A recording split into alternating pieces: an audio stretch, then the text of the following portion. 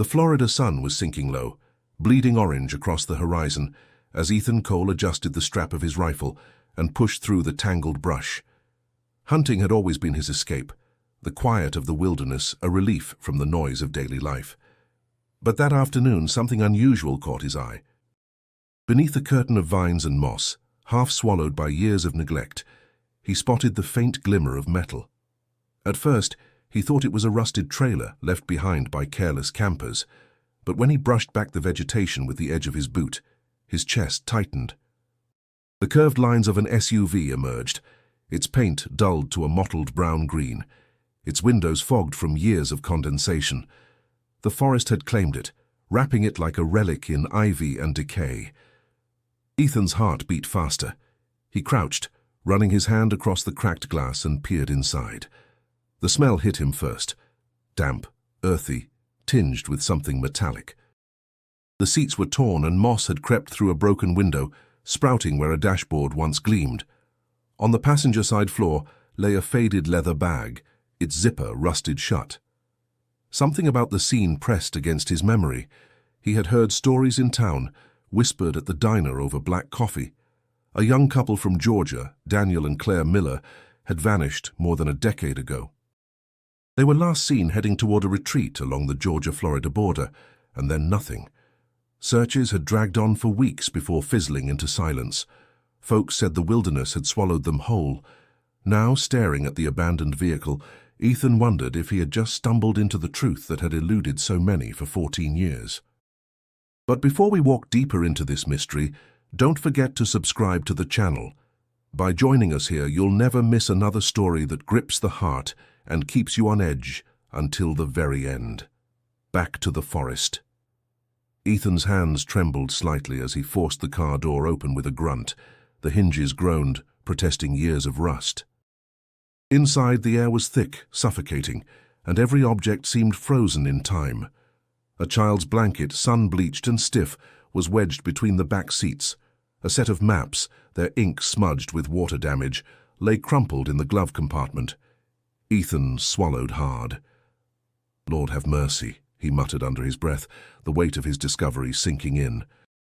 The Millers had been more than a headline when they vanished. Daniel was an ambitious architect, with a reputation for bold designs, while Claire, his wife, was a beloved teacher known for her patience and warmth. She had been 8 months pregnant when they disappeared, a detail that haunted every news article and fueled endless speculation. Their retreat had been meant as a final adventure before parenthood, a chance to reconnect before their lives changed forever. Instead, it became the opening chapter of a tragedy that left families fractured and investigators baffled. The SUV was the first physical clue in years. Ethan knew the sheriff's office would need to be alerted, but part of him hesitated. Standing there, surrounded by cicadas buzzing in the thick evening air, he felt the pulse of something bigger than himself. He was holding a story that had shaped the quiet sorrows of 2 families, a mystery that had unsettled locals and drawn reporters who eventually moved on when the trail went cold. He didn't yet know what answers the car might hold, whether it contained tragedy, hope, or more questions than before. But one thing was certain: the silence of 14 years had just been broken. As the forest darkened, Ethan stepped back, his boots sinking into the damp soil. He stared once more at the SUV, nearly devoured by time, and felt a chill run down his spine. Somewhere in its rusted frame and forgotten belongings lay the truth about Daniel and Claire Miller's last journey, waiting to be uncovered. And with that, a mystery long buried was about to rise again. Daniel Miller had always been the type of man who carried the weight of the world on his shoulders without ever admitting it. At 32, he was already building a reputation as one of Atlanta's most promising young architects, known for designs that blended steel with glass in daring but elegant ways. His days were long, filled with site visits and endless drafts, yet he still found himself drawn to late-night work, chasing perfection line by line. At home, however, life was different. His wife Claire was the grounding force he needed. She was 29, a middle school teacher, whose gentle demeanor made her a favorite among students and colleagues.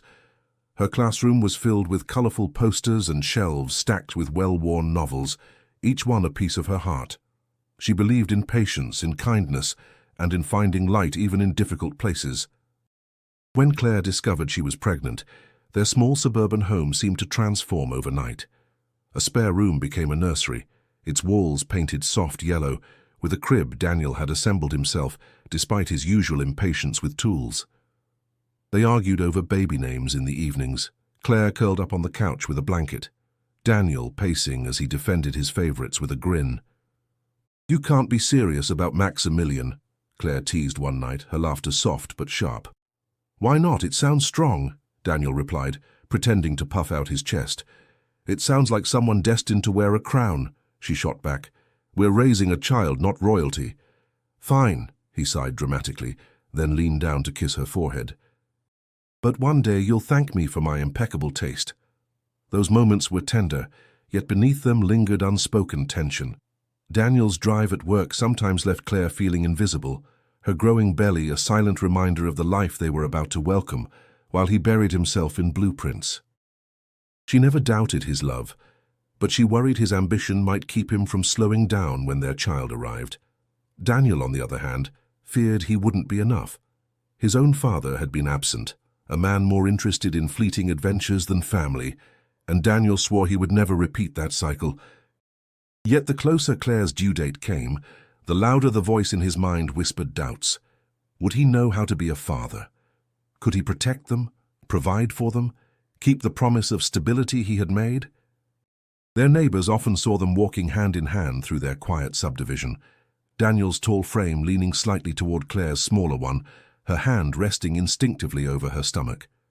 To outsiders, they looked like the picture of happiness, and in many ways they were.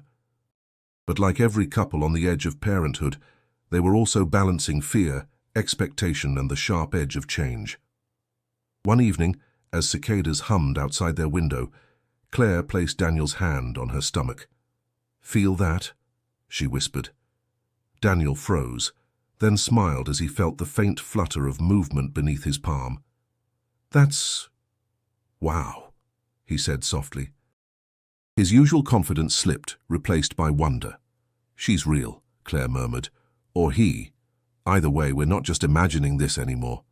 Daniel kissed her hand and nodded. "We'll figure it out. Together." It was a promise, spoken in the dark, one that carried both love and uncertainty. For Claire, it was enough to believe in. For Daniel, it was a vow he was determined to keep no matter the cost. Their story was not one of constant struggle or hidden secrets. It was a simple, human tale. Two people standing at the threshold of the unknown, armed with nothing but hope, fear, and each other. And it was from that place of anticipation and fragile balance that their decision to take one final retreat before the baby arrived would emerge, a choice that seemed innocent but would come to haunt everyone who knew them. The idea had been Daniel's. After months of deadlines, late nights, and the growing tension between work and home, he wanted to give Claire something special, time away, just the two of them, before the baby arrived. It wasn't just about rest. It was about proving he could step outside of his world of blueprints and deadlines, that he could be the partner and father she needed. He first mentioned it one Saturday morning as they lingered over breakfast. The smell of coffee filled the kitchen, and sunlight spilled across the table. Claire was reading a book about childbirth when Daniel slid a folded brochure toward her. "What's this?" she asked, raising an eyebrow as she smoothed the glossy paper. "It's a retreat," Daniel said, leaning forward with a spark in his eyes. "Right on the Ocmulgee River down in Georgia. They call it America's Jungle Experience. Trails, cabins, complete isolation. No work, no phones, just us." Claire studied the photos. Thick green forests, wooden lodges nestled among towering trees, and couples posing on rope bridges. Her lips curved slightly. "It looks adventurous." "That's the point," Daniel pressed. "One last adventure before the baby. Just you, me, and time to breathe." She hesitated. At nearly 8 months pregnant, adventure wasn't exactly what she craved. She preferred comfort, air conditioning, and knowing help was close if she needed it. But she also saw the eagerness in Daniel's expression, the way he was trying. That mattered more than the brochure. "I don't know, Daniel," she said carefully. "It looks beautiful, but what if something happens? What if—" "Nothing will happen," he interrupted, then softened his voice. "I promise, Claire. It's safe. People go there all the time. We'll stay close to the lodge. You won't have to hike or do anything you don't want to." That week, Daniel booked the trip. He told friends at the office about it, bragging that he was finally taking a break. But when Claire mentioned it to her parents, Margaret and Howard, the reaction was far less enthusiastic. "You're joking," Margaret said, her tone sharp. "Claire, you're almost due.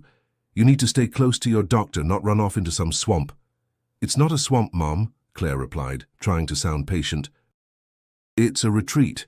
They have medical staff on site, and Daniel just wants us to have a little time together before everything changes." Howard frowned. "The Okmulgee region isn't exactly the safest place. People get lost out there. Weather turns fast. I don't like it." Claire sighed. "You don't like anything Daniel suggests." "That's not true," Howard said, though his voice betrayed his doubt. "I just don't trust the wilderness, and I don't trust taking risks with my grandchild's life." That conversation left Claire unsettled. She knew her parents meant well, but their words planted seeds of worry. At night, she found herself lying awake, one hand resting on her belly, wondering if she was being reckless. Yet Daniel's reassurances and her own desire to show faith in him outweighed the fear. The day before they left, Claire voiced her lingering hesitation. "Daniel, promise me something," she said quietly as he packed their bags. "Anything. If things don't feel right, if I say I want to come home early, we'll leave." "No questions asked." Daniel looked at her, his jaw tightening for a moment, then he nodded. "We'll leave, I swear." He sealed the promise with a kiss, and though her heart still tugged with unease, Claire allowed herself to believe in the trip. After all, it wasn't danger that awaited them. It was supposed to be love, reconnection, and memories before their child arrived. But what neither of them could know was that the wilderness they were walking into held more than beauty. For some, the Okmulgee was a place of renewal. For others, it was a place where paths twisted, storms raged, and people vanished. The highway stretched endlessly, bordered by pine trees and fading billboards, when Daniel and Claire pulled off at a small roadside diner in southern Georgia.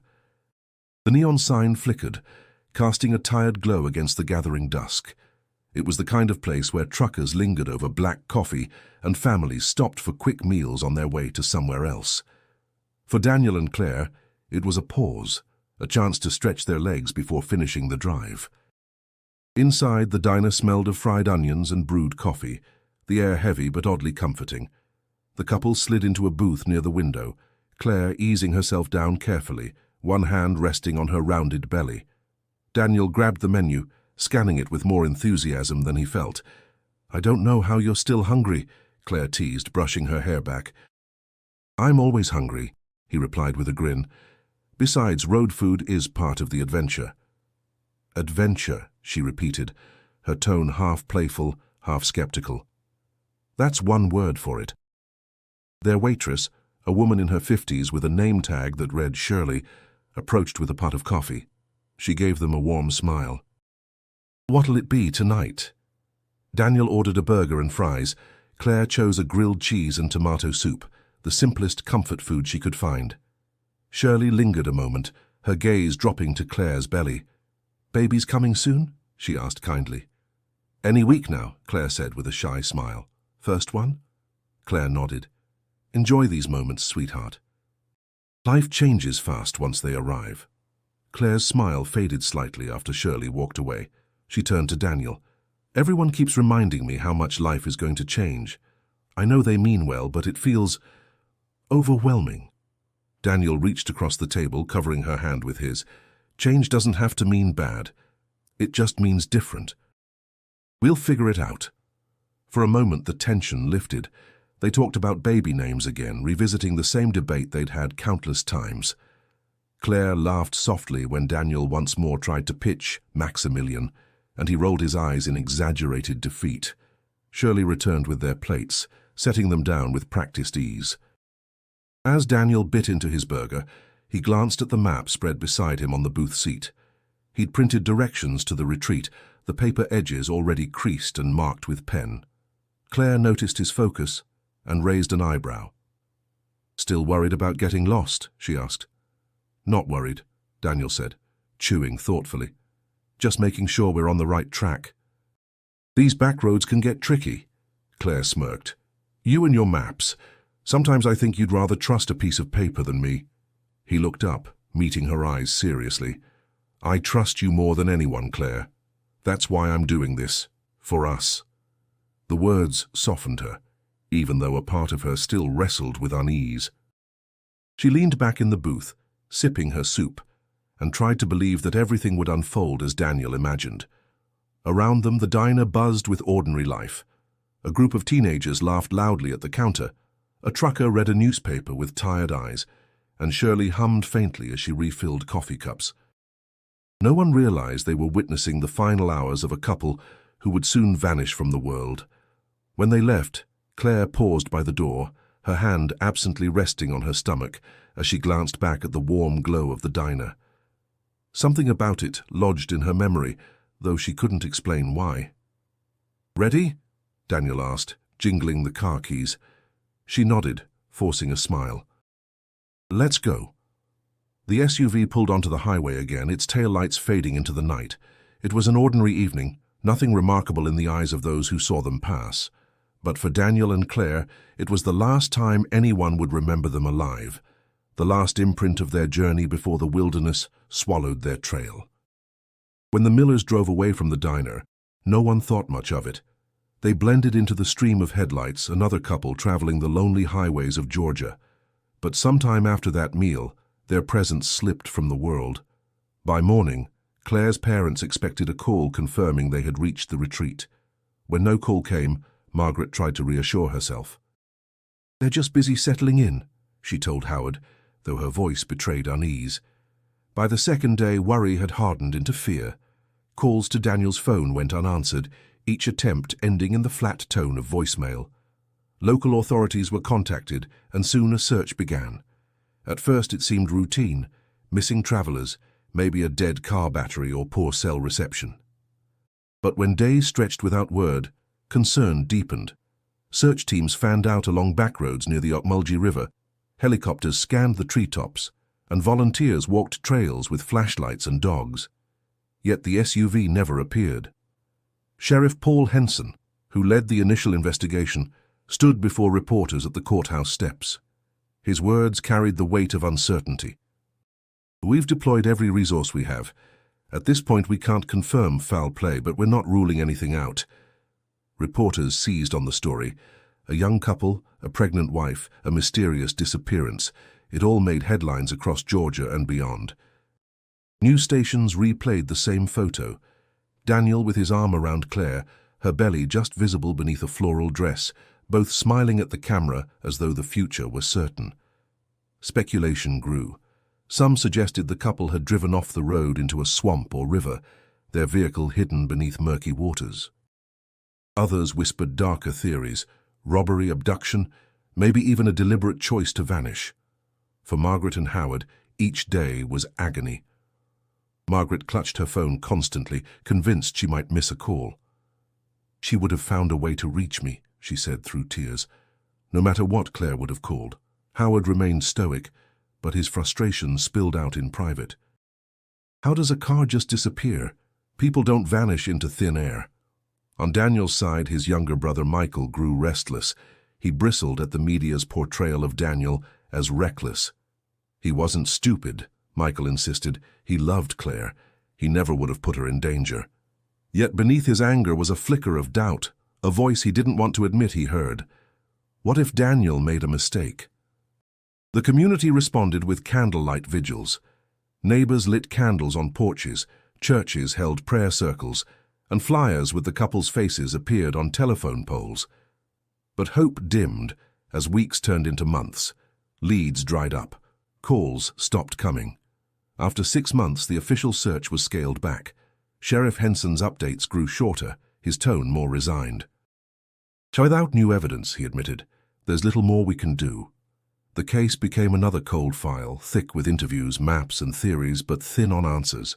Life moved on for everyone else, but for the families, time stalled. Margaret still set an extra place at the table during holidays, unable to let go. Michael carried a bitterness he couldn't shake, convinced the world had forgotten his brother too quickly. In the quiet of their suburban neighborhood, the nursery Claire had prepared remained untouched. The yellow walls stood as a silent reminder of a future never lived. What haunted everyone most was the absence of closure. No wreckage, no bodies, no proof. Just silence, stretching year after year, gnawing at memory and faith. The Millers hadn't simply vanished from sight. They had been swallowed by a mystery that refused to release even the smallest answer. Time has a cruel way of stretching when answers never come. For the families of Daniel and Claire Miller, the days after the official search ended blurred into weeks, then months, and finally years. What began as frantic phone calls and desperate visits to police stations turned into long stretches of silence, broken only by anniversaries and memories that refused to fade. Margaret, Claire's mother, refused to let go. She kept a binder filled with every article, every flyer, every scrap of information she could collect. She called the sheriff's office every few months, her voice steady at first, then breaking as she repeated the same question. "Is there anything new?" Each time the answer was the same. Nothing. Her husband, Howard, coped differently. He grew quieter, burying himself in work around the house, fixing things that didn't need fixing, mowing the lawn twice in a week. He avoided conversations about Claire, not because he didn't care, but because the weight of it crushed him whenever her name was spoken. In private, though, he sat in the nursery Claire had painted, staring at the untouched crib until tears blurred his vision. For Daniel's younger brother, Michael, the years hardened into resentment. At first he was angry at the authorities for giving up too soon, but over time that anger shifted toward Daniel himself. "He should have protected her," Michael would mutter after a few drinks. "She was pregnant and he dragged her out there like it was some adventure." What was he thinking? His bitterness grew until it became part of him, an armor against the helplessness he felt. And yet, despite their differences in coping, both families carried the same wound, the not knowing. Birthdays came and went. Each December, when Christmas lights filled their neighborhoods, the absence of Daniel and Claire felt sharper, like a cold wind that cut straight through. For Margaret, holidays were unbearable reminders of the daughter she couldn't hold and the grandchild she never met. Every now and then, rumors resurfaced. Someone would claim they'd spotted a car abandoned near a riverbank, or a hiker would mention strange noises deep in the woods. Margaret always followed up, sometimes even driving hours to chase a lead. Each time hope flickered bright, only to be extinguished when it led nowhere. Howard begged her to stop torturing herself, but Margaret refused. "If I stop looking," she told him, "then it's like admitting she's gone, and I can't do that." Michael, meanwhile, tried to build a life of his own, but the shadow of his brother's disappearance followed him everywhere. He struggled with relationships, wary of promises he couldn't keep. Friends drifted away when they realized he couldn't let go of the past. He became known in the family as the one who was angry rather than grieving, but in truth, his anger was grief in disguise. By the 10th year, the Millers' disappearance was no longer a topic in newspapers. It had faded into the background of unsolved cases that gathered dust in archives. New tragedies took the spotlight, new mysteries captured attention, but for those left behind, the silence was deafening. On the 14th anniversary of their disappearance, Margaret stood in her backyard holding a single candle. Howard watched from the porch, his face lined with years of quiet sorrow. "It's been too long," he whispered. Margaret shook her head, her eyes glistening, not long enough to forget. The truth remained buried, as hidden as the SUV that no one had yet found. For the families, each passing year was both a wound and a question. Had Daniel and Claire suffered? Had they tried to call for help? Did anyone hear them? And most haunting of all, where were they now? Ethan Cole had hunted in the borderlands of southern Georgia and northern Florida, for most of his life. The dense forests and swamps were familiar ground, places where he felt more at ease than in the small towns dotting the highway. That October morning, the air was damp and mist clung low over the undergrowth. Ethan followed deer tracks through thickets of palmetto and oak when something unusual caught his eye. At first it was just a glint of metal, half hidden beneath vines. Hunters often stumbled across old farm equipment or rusted trucks left behind decades ago, but this felt different. The shape was too intact, too deliberate. Curious, he set down his rifle and pushed back the curtain of green. What emerged made his chest tighten. It was an SUV, its once shiny surface mottled with rust, the windows opaque with grime. Vines curled over the roof and around the tires, anchoring it to the earth as though the forest had been trying to pull it under. Ethan froze, staring. "What in the world?" he muttered. With a cautious hand, he wiped the driver's side glass. Inside, the seats were torn, faded by sun and damp. Moss sprouted from the edges of the dashboard. A leather bag lay collapsed on the passenger floorboard, its zipper rusted, and on the back seat, something softer, fabric, pale and fragile, caught his attention. He leaned closer, recognizing the remnants of a baby blanket, discolored by time but unmistakable in its shape. A chill spread through him. He remembered stories he'd overheard years ago at the diner in town. A missing couple, Daniel and Claire Miller, gone without a trace. A pregnant woman. An SUV no one had ever found. Ethan stepped back, his boots sinking slightly in the damp soil. The woods around him suddenly felt heavier, the hum of insects louder, the weight of silence pressing in. He looked at the vehicle again, at how completely nature had tried to erase it. "This can't be it," he whispered, though his gut told him otherwise. For a long moment he stood still, debating what to do. He could turn around, pretend he hadn't seen it, and continue his hunt. But the thought sickened him. If this really was the Miller's vehicle, if this was the answer to 14 years of questions, he couldn't walk away.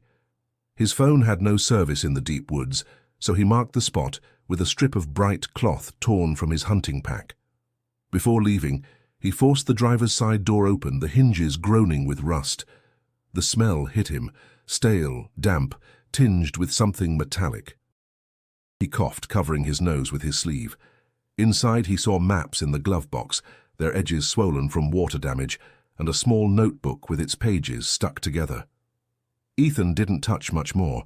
His instincts told him this wasn't just an abandoned car, it was evidence.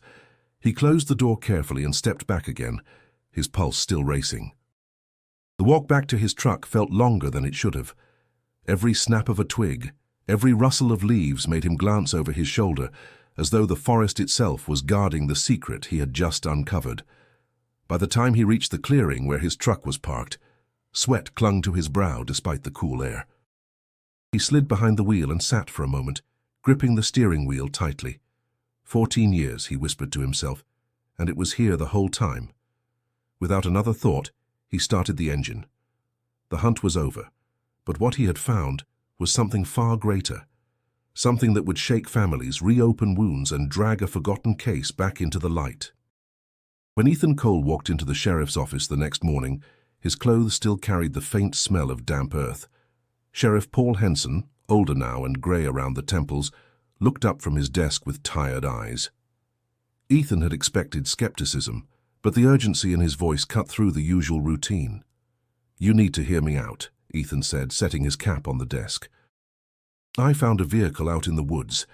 It's been there a long time, maybe over a decade. SUV, silver, wrapped in vines.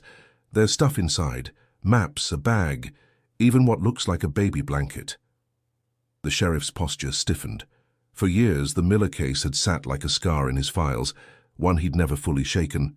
He leaned forward, voice low. "You're telling me you found the Miller's car?" "I can't say for certain," Ethan replied, "but it matches what I remember from the reports." By afternoon, a team of deputies, forensic specialists, and investigators followed Ethan's directions into the wilderness. The trek was slow, the terrain thick and uneven, but when they reached the overgrown clearing, the SUV stood like a ghost pulled from memory. Deputy Carla Ruiz, younger and sharp-eyed, circled the vehicle. It's incredible it wasn't found sooner. The forest just swallowed it. She pressed a gloved hand against the glass, peering inside. Looks like personal belongings are still here. Sheriff, this is big. The sheriff nodded grimly. Treat it like a crime scene. Nobody touches anything without documentation. Cameras flashed as specialists photographed every angle, cataloging vines, rust, and weathered fabric. One investigator carefully bagged the leather purse from the passenger floorboard, while another sifted through the glove compartment. Waterlogged maps, swollen and fragile, were slipped into protective sleeves. Then came the most delicate find, a small, spiral-bound notebook. Its pages were fused together, but experts assured it could be separated and analyzed in the lab. Ethan stood back, watching in silence. He felt both relief and unease. Relief that the families might finally get answers. Unease because the forest had preserved just enough to reopen wounds, but not enough to make the truth obvious. Reporters soon caught wind of the discovery. The sheriff held a brief statement outside the courthouse, the autumn wind tugging at his jacket. Yesterday, thanks to a local hunter, we located a vehicle believed to be connected to the 2009 disappearance of Daniel and Claire Miller. Evidence recovered at the scene is being processed. At this time, we are not speculating on the circumstances, but we hope this will bring us closer to understanding what happened. Questions erupted from the crowd. Were remains found? Do you believe foul play was involved? Why wasn't the vehicle discovered sooner? The sheriff raised his hands, refusing to fuel speculation. We will release details as they're confirmed. Inside the lab, the obstacles became clear. 14 years of exposure had degraded nearly everything. Fingerprints had dissolved, fabric was fragile, and even the maps had lost much of their ink to water stains. Yet the very survival of these objects felt like a miracle. Investigators worked carefully, treating each page, each fiber, as if it might carry the final clue. For Margaret and Howard, the call from the sheriff's office reopened wounds they had long carried. Margaret clutched the phone, tears streaming as she whispered, "They found the car." "Howard, they found it." He sat heavily in his chair, silence stretching before he managed to say, "After all these years." On Daniel's side, Michael received the news with mixed emotions. His first reaction was anger, aimed at the years wasted with no answers. But beneath it was a flicker of something unfamiliar, hope.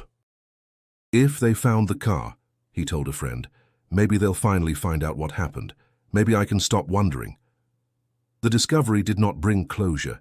It brought questions sharper than ever, demanding answers from fragments nearly lost to time. And those fragments would soon reveal voices from the past, preserved in ways no one expected. The notebook taken from the SUV arrived at the lab in fragile condition. Its pages were swollen, edges curled, words blurred by years of damp air. Specialists used gentle heat and solvents to separate the paper, preserving as much ink as possible. When investigators finally began to read, they realized it was more than a notebook. It was Claire's diary. Her handwriting, neat and looping, filled the first legible pages.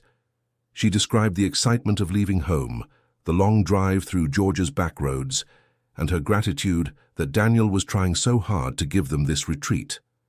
But woven between moments of tenderness were hints of unease. "The trees feel endless," one entry read. "It's beautiful, but there's a heaviness to it. I can't shake the feeling we're farther from safety than Daniel thinks." The early entries were calm, almost playful. She noted meals they ate, the songs they played on the radio, the jokes Daniel cracked to keep her spirits up. But as investigators turned the pages, the tone shifted. "Storm clouds rolled in tonight," she wrote. "Daniel says it's nothing to worry about, but I could see it in his eyes. He's unsettled." The entries grew darker. She described arguments about whether to turn back. Daniel insisted they'd be fine, that the retreat was only a few miles further. Claire, heavily pregnant, begged to reconsider. One line sent a shiver through those reading. "He keeps looking over his shoulder, as if someone's following us. He won't admit it, but I see the way his hands tighten on the wheel." Investigators debated whether Daniel's paranoia had been real or simply stress amplified by the looming storm. Still, Claire's words painted a vivid picture of their final days, a mixture of love, exhaustion, and fear. Toward the back of the diary, several pages were almost unreadable. Water damage smeared the ink, leaving only fragments, but one phrase stood out, clear despite the blurring. "If we don't make it back, I pray someone finds this." When Margaret was shown copies of the entries, her hands trembled as she traced her daughter's words. "She was scared," she whispered, tears catching in her throat. And no one was there to help her. Howard rested a hand on her shoulder, silent, unable to trust his own voice. Michael, meanwhile, reacted with a mix of rage and sorrow. He should have listened to her, he told investigators. If she wanted to turn back, he should have turned back. That's what a husband does. Yet beneath his anger there was pain in his eyes, a recognition that Daniel's stubbornness might have come not from recklessness, but from fear of failing his family. The diary didn't provide answers about what ultimately happened. There were no final revelations, no clear record of their last moments. Instead, it gave voice to a woman whose story had been reduced to headlines. Through her words, Claire was no longer just the missing wife. She was a mother-to-be, frightened yet hopeful, trusting yet wary, struggling to balance faith in her husband with the instinct to protect her child. For investigators, the diary became both a breakthrough and a frustration. It deepened the mystery rather than solved it, raising new questions. Who or what had Daniel feared was following them? Had the storm trapped them, or had something else gone wrong? And why had their vehicle ended up abandoned, swallowed by the forest, without a trace of them nearby? As Sheriff Henson reviewed the entries late one evening, he leaned back in his chair, rubbing his temples. "We've got her voice now," he said quietly to Ruiz, "but we still don't have their ending." And that, more than anything, ensured the case would not rest quietly again. For Ethan Cole, the discovery of the SUV should have ended with the sheriff's office taking over. He had done his duty, pointed them to the wreck and given the families a chance at closure. But walking away was harder than he imagined. The images of the moss-covered vehicle and the diary's fragments haunted his sleep. Even when he tried to focus on hunting or small jobs around town, his thoughts circled back to Daniel and Claire Miller. At the diner where he usually ate breakfast, neighbors leaned in with questions. "Ethan, is it true you found their car?" one man asked. "That must have been something to see," another said, lowering his voice. "Bet you won't forget that anytime soon." Ethan forced polite smiles, nodding without giving details. The more people pressed, the more he withdrew. He wasn't looking for attention. In fact, the attention unsettled him. What gnawed at him wasn't curiosity, it was responsibility. At night, sitting at his kitchen table, Ethan unfolded old maps he had borrowed from the county library. He traced the back roads near the Okmulgee River, trying to imagine the route Daniel might have taken. He highlighted logging trails, hunting paths, and service roads, each one a possible explanation for how the SUV had ended up hidden. His wife, Lisa, noticed his growing obsession. "Ethan," she said one evening, setting a plate of food in front of him, "you need to let this go. It's not your burden." He rubbed a hand across his face. "I can't stop thinking about them. 14 years, Lisa. Their families didn't know a thing, and I stumbled across the car like it was waiting there for me. What if I'm supposed to help find the rest of the answers?" Lisa frowned. "So that's not your job, that's the sheriff's job. You did what you were supposed to do. Don't carry more than you can bear." But Ethan couldn't stop. He revisited the site on his own, retracing steps the investigators had already taken. He studied the ground, the trees, the way the SUV seemed deliberately hidden rather than simply abandoned. Each visit stirred more questions than answers. The townspeople began to talk. Some called him dedicated, others whispered he was meddling. One afternoon at the hardware store, a man shook his head at him. "You keep poking around, you'll only stir up trouble," the man warned.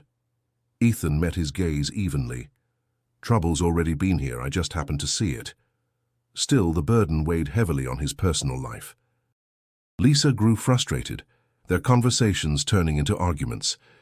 "You're losing sleep, Ethan," she said one night, her voice tight with worry. "You're here, but you're not here. Even the kids feel it." He sighed, staring at the maps spread across the table. I can't explain it, Lisa, but when I found that car, something changed. It feels like I'm tangled in it now, like I owe them more than just walking away. The more he dug, the more he realized how little he truly knew. He read old newspaper clippings, tracked down forums where strangers speculated about the Miller's fate, and even called in a favor from a friend who had access to old police reports. Each piece added to the weight pressing down on him. Ethan wasn't sure if it was guilt, fate, or stubbornness driving him, but he knew this. Until he found some kind of clarity, the Miller's story wouldn't release him. And though he couldn't see it yet, his search was about to collide with someone else's grief. The brother who had carried resentment for years, now ready to step back into the mystery that had stolen his family.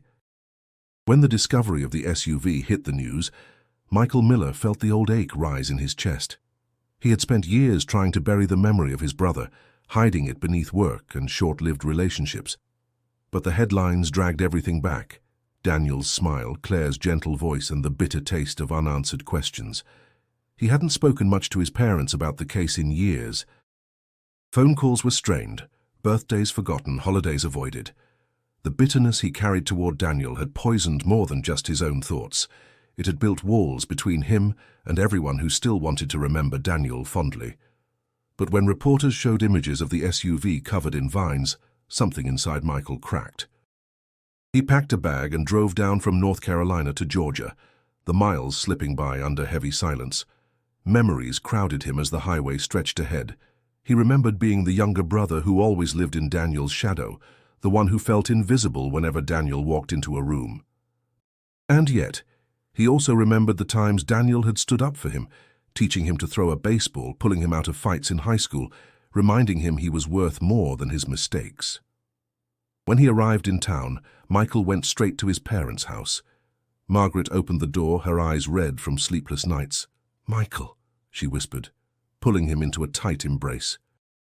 For the first time in years, he didn't resist. Howard greeted him more cautiously, a simple nod and a pat on the shoulder, but even that was more than Michael had expected. Later that evening, they sat around the kitchen table, the same one where Claire used to help her mother set out plates. Margaret placed the copies of Claire's diary entries in front of him, her hand trembling. "You should read this," she said softly. Michael hesitated before picking up the papers. As he scanned Claire's words, the fear, the arguments, the way Daniel seemed on edge, his jaw tightened. He should have listened to her, he muttered. She was pregnant, scared, and he dragged her deeper instead of turning back. Margaret's eyes filled with tears. "Don't blame him, Michael. He was trying. You don't understand what it's like, the pressure of being responsible for a family." Michael slammed his hand against the table. "No, Mum, he was reckless, and because of that, she's gone. The baby's gone. He left us all with nothing but questions." Howard's voice cut through the tension, low and firm. "Enough. Blame doesn't bring them back." Michael fell silent, but the anger churned inside him. It wasn't just anger at Daniel. It was anger at himself for never reconciling, for letting years pass with resentment as the only connection left between them. The next day, Michael went to see Sheriff Henson. The old lawman studied him carefully as he sat down across from his desk. "You look like your brother," Henson said after a long pause. "I'm not him," Michael replied sharply. "No," the sheriff said, leaning back in his chair. "But maybe you can help us understand him. We're still piecing this together, and I think you might know things no report can tell us." Michael wasn't sure he believed that, but he agreed to review old files, to talk about Daniel's habits, his fears, his stubborn streak. Each word felt like reopening a wound, yet for the first time in years he felt he was doing something that mattered. That night, alone in his motel room, Michael stared at the ceiling and whispered into the dark. "Why didn't you listen, Danny? Why didn't you just turn back?" His voice broke, and for the first time his bitterness gave way to grief. Michael had returned not just to face the mystery of his brother's disappearance, but to confront the weight he had carried for 14 years. And the more he leaned into that burden, the closer he came to learning the truth, one painful fragment at a time. Weeks passed after the SUV's discovery, with investigators sifting through every scrap of evidence. Most of it felt like dead ends, molded papers, rusted buckles, fabrics that crumbled at the touch. But then, during a second sweep of the vehicle, a forensic technician pried open a small compartment wedged beneath the back seat. Inside was a plastic case, cracked but still sealed tightly enough to keep moisture out. When the latch popped open, the team stared at what lay inside. A digital camera, coated in dust but intact. Its battery had long since corroded, but the memory card was still in place. Carefully, the technician slid it into a protected sleeve. At the lab, anticipation filled the room as they powered up equipment to read the files. The first few images were ordinary. Claire smiling from the passenger seat, her hand resting on her belly. Daniel grinning behind the wheel, the open road stretching out under a pale sky. These moments felt almost painfully normal, glimpses of a couple savoring time together. Then came the forest. Photos showed winding dirt roads narrowing into trails, tall pines closing in, the SUV parked at an angle as though they had stopped to rest. Claire appeared in one frame, standing outside the car, her face both radiant and tired. Daniel had snapped the picture, his shadow stretching long on the ground, but as the sequence continued, the tone shifted. The skies darkened in the images, storm clouds brewing overhead. One picture showed branches bent low from heavy winds, leaves scattered across the hood of the car. Another captured Daniel himself, his expression tense as he held the map up against the window, raindrops blurring the glass. Toward the end of the roll, the images became more disjointed. Blurred shots suggested the camera had been handled quickly, perhaps in panic. One frame captured headlights in the distance, faint but unmistakable, glowing through trees. Another, darker still, showed Claire looking directly into the lens, her eyes wide, lips parted as if mid-sentence. And then, the final photo. A smear of light, a blur of movement, impossible to decipher clearly. Yet the sense of urgency in those last few images was undeniable. When the photos were presented to Sheriff Henson and his team, the room fell silent. Ruiz leaned forward, squinting at the frame with headlights. "Who else was out there?" she asked softly. "If they were that deep in the forest, who could have been following them?" No one answered. The images only deepened the questions. Had another vehicle been on the same path, or had Daniel's paranoia, mentioned in Claire's diary, been justified? Was it possible someone else had forced them off course? News of the photos reached the families. Margaret clutched the printed images of her daughter, her tears falling on the glossy paper. "She looks so alive," she whispered, voice trembling. "It feels like she's right here." Howard put an arm around her, but even his stoic facade broke when he saw the storm cloud picture. "They were in trouble," he murmured, "and no one came."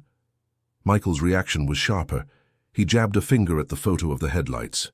"See? He knew someone was out there, he wasn't imagining it, and still he didn't turn back. He drove her straight into danger." His voice cracked, fury mingling with grief. He failed her. Ethan, shown the photos later, sat in stunned silence. The images felt too intimate, like trespassing on private moments. He shook his head slowly. "It's like the forest kept their voices locked away all these years, and now it's letting us hear them piece by piece." The breakthrough of the memory card didn't provide closure. Instead, it pulled the story tighter, dragging everyone deeper into the mystery. The final blurred frame lingered in the minds of investigators and family alike, a frozen fragment of chaos, offering no explanation, only the haunting certainty that something irreversible had happened next. As weeks of analysis unfolded, investigators pieced together fragments of evidence into a narrative that felt both tragic and inevitable. Forensic meteorologists confirmed a violent storm had struck the Okmulgee region the very night Daniel and Claire disappeared. Winds reached dangerous speeds, uprooting trees, flooding trails, and knocking out power across nearby towns. The diary, the photos, and weather reports began to align. Sheriff Henson gathered his team in the small conference room, walls lined with maps of the region. He tapped his finger on the blurred photo of headlights. "We've ruled out another vehicle. No tire tracks, no debris, no record of anyone else traveling those back roads that night. What we're likely seeing is the reflection of their own lights against the storm." Panic made it feel like something more. Deputy Ruiz frowned. So they weren't followed? Henson shook his head. No, they were lost. Exhausted, and with a storm like that, fear does the rest. Through reconstructed maps, investigators theorized the couple had taken a wrong turn as rain poured, pushing them deeper into unmarked service roads. The SUV became mired in mud, making it impossible to drive out. Claire's diary confirmed the rising panic, her pleas to turn back colliding with Daniel's determination to press forward. In one haunting detail, technicians found faint traces on the back seat fabric, evidence suggesting Claire may have gone into early labor. While time and exposure prevented definitive conclusions, the signs were enough to paint a picture. A heavily pregnant woman trapped in the wilderness, her body responding to stress and fear in the worst possible moment. When families were briefed, the silence was suffocating. Margaret clutched Howard's arm so tightly he winced. She needed help, she whispered, voice breaking, and there was no one there. Michael's reaction was harsher. He pushed back from the table, shaking his head violently. So that's it? They just got lost, died out there in the storm like it was nothing? That's the story you're giving us? Henson's tone was firm but sorrowful. Not nothing, Michael. They fought. They tried. But nature doesn't forgive mistakes, especially in that wilderness. Every clue points to desperation, not foul play. For Ethan, the conclusions were bittersweet. He sat with the sheriff days later, staring at the photos spread across the table. So all this time they were right there. 14 years and no one found them until now. His voice was heavy. They weren't running. They weren't hiding. They were just stuck. The realization struck deeper than any headline. The Millers' disappearance wasn't the result of conspiracy or crime, but of human vulnerability colliding with unforgiving elements. A young couple seeking one last adventure before parenthood had been undone by bad weather, poor roads, and a series of choices made under stress. Still, the absence of remains left gaps that no theory could fully close. Search teams combed miles around the SUV, finding fragments of fabric and rusted metal tools, but no definitive trace of Daniel or Claire. The forest had swallowed them, as though it refused to release its claim. Yet in the narrative that emerged, dignity remained. Claire's words in her diary showed her love for her unborn child, her desperate hope to survive.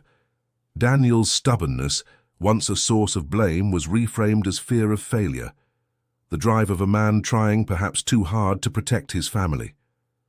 Ruiz put it simply during one debriefing. They weren't reckless, they were human, and they paid the price for trusting the wrong roads. For the families, it wasn't the neat ending they longed for, but it was something. A story, however tragic, to fill the silence that had gnawed at them for 14 years. The day the SUV was towed out of the wilderness, a small crowd gathered near the sheriff's lot.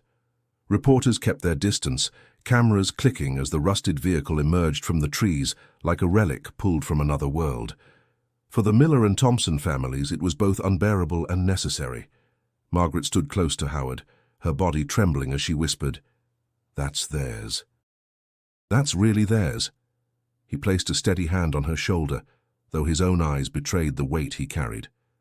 For years, they had imagined every possibility: abduction, escape, even the faint hope of survival. Now the reality was plain. Their daughter and grandchild had never left that forest. Later that week, a memorial was held at the church Claire once attended. The sanctuary filled with neighbors, friends, and even strangers who remembered the case from the news. Candles lined the front altar, their flickering light casting shadows on framed photos of Daniel and Claire.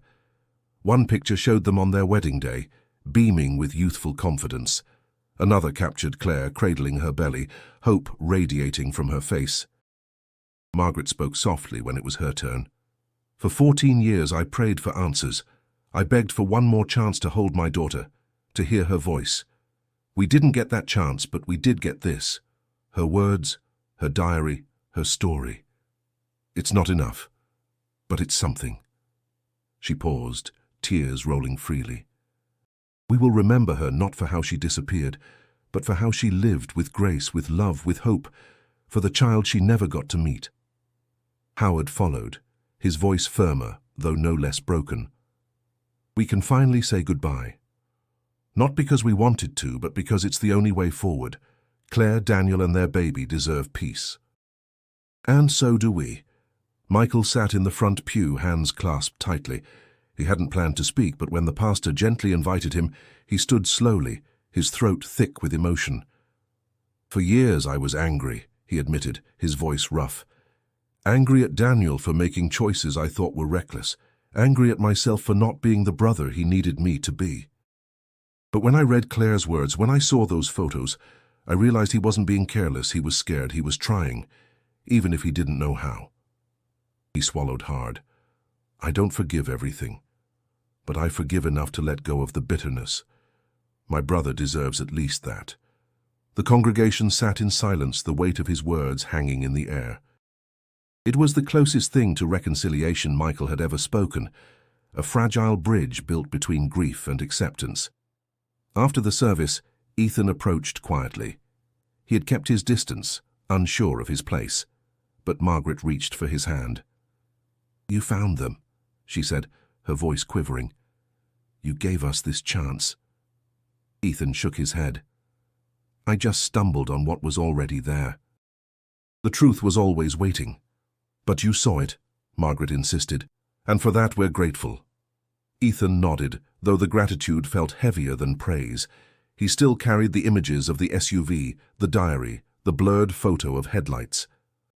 They replayed in his mind at night, reminders that life could shift in a single storm, that even love and determination weren't always enough against the elements.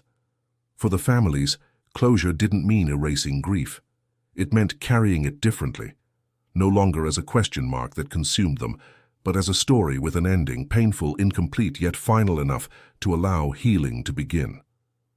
And as the candles burned low that evening, the truth of the Millers' fate settled into the hearts of those who had waited 14 years.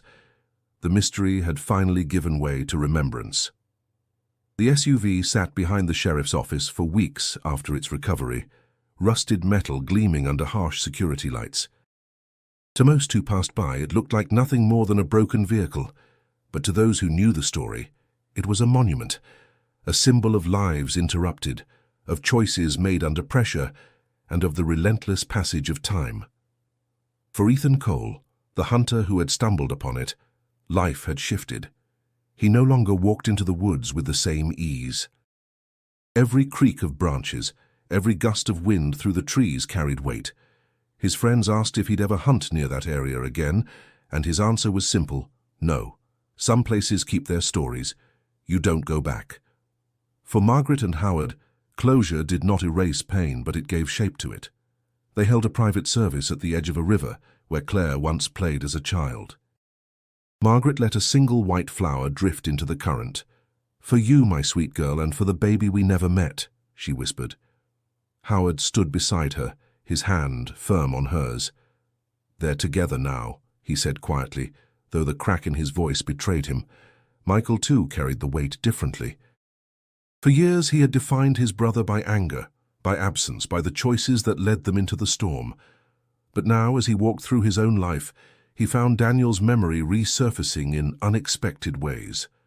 He heard his brother's voice when he faced decisions. "Stand firm, but don't forget who you're standing for." He smiled when he caught himself repeating jokes Daniel once told. In forgiving some of the past, Michael discovered a piece of himself he thought had been lost.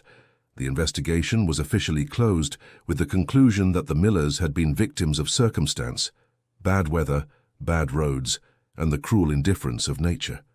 It wasn't the neat, dramatic ending the public had imagined, but it was the truth. And sometimes truth was more haunting than fiction. At the sheriff's final press conference, Henson spoke with gravity. "This case has reminded us that life is fragile, that no one is beyond tragedy, but it has also shown us the strength of families who endure and the persistence of communities who refuse to forget. The Millers' story will not be erased." Reporters moved on to other headlines, but in the small towns of Georgia and Florida, people remembered. They spoke of Daniel and Claire when storms rolled in, warning one another to stay cautious. Parents pointed to the riverbanks and said, "That's where you need to be careful." The story became less about mystery and more about legacy, a reminder of love, loss, and the limits of human control against nature. For those who watched from afar, following every update, the conclusion left them with a sobering truth. Not all mysteries hide villains. Some are simply the cruel intersections of timing, weather, and human vulnerability. Yet even in such tragedy, there is meaning in remembrance. And for you, the listener of this story, the journey does not end here. The miller's disappearance and rediscovery echo a truth we all must face. Life can shift in an instant, and what we leave behind is not always what we choose. It is what others carry for us, in diaries, in photos, in memories that refuse to fade. So if this story has held you, if it has moved you to reflect on the fragility and resilience of human lives, make sure you subscribe to the channel. That way, you'll never miss the next story that uncovers hidden truths and honors voices long forgotten. And as you finish this chapter, don't stop here. Click on the video suggested on your screen and continue with us into another gripping mystery, another life worth remembering. Because stories like these remind us, even when silence falls, the echoes remain.